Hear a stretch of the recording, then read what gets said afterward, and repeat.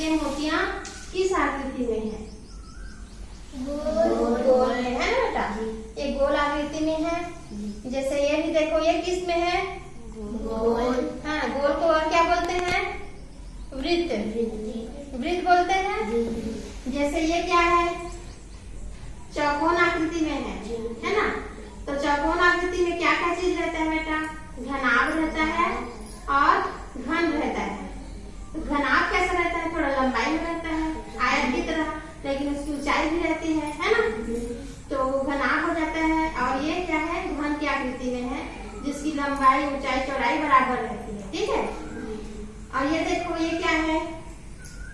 अंडाकार में है। अंडा को देखो, अंडा खाते हो आप लोग? अंडाकार कैसे होता है? ऐसे लंबाई वाला गोल में रहता है। ठीक है, वो गोल में है। फिर ये देखो, ये ईटाकार में है, अंडाकार की तरह है ना?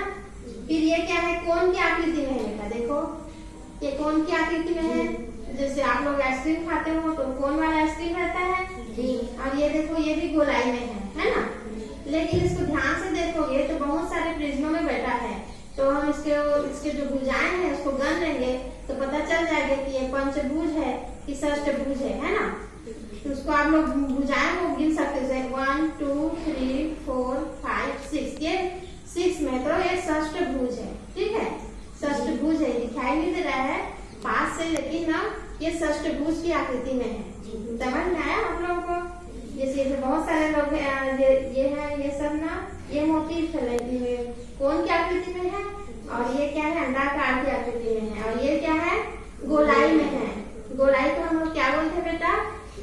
वृत्त। आप लोगों को समझाने के लिए मैं यहाँ पे मोतियों को विभिन्न प्रकार के लाई थी। ठीक है, आप लोग किसी भी व्यक्ति के शर्ट में देखोगे बटन को, है ना? तो बटन भी बहुत तरह प्रकार के रहते हैं। कोई गोलाई में रहता है, कोई चौड़ाई में रहता है ना?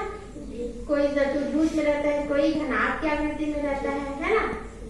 तो विभिन्न प्रकार की चीजों को आप, जैसे कि आप लोग लड़कियां पहनती हो टॉप्स वगैरह, है ना? तो कोई चौड़ाई वाला टॉप्स पहनता है, कोई गोलाई वाला टॉप्स पहनता है ना? तो आप लोग देख कर बता सकते हो कि कौन सी आकृति में वो चीज वस्तु है। समझ गए ना?